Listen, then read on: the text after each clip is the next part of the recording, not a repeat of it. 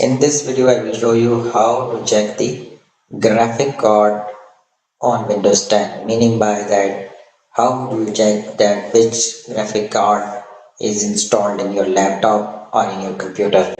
So, in order to do that, you need to first access your device manager.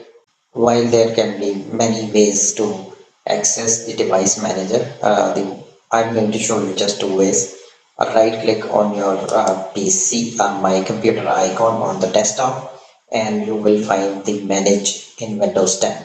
Once you click that, you will have the device manager open.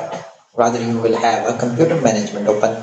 Within that, you will have this device manager.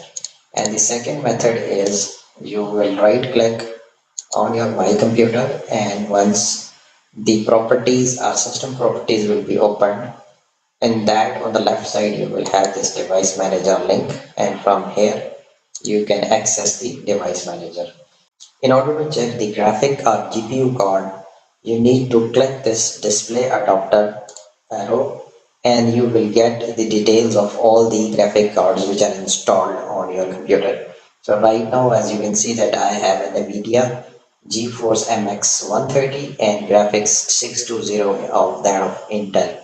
So this is how you can check the GPU or the graphic card in your Windows 10 laptop. Thank you for watching. If you like this video, hit the like button, share and subscribe.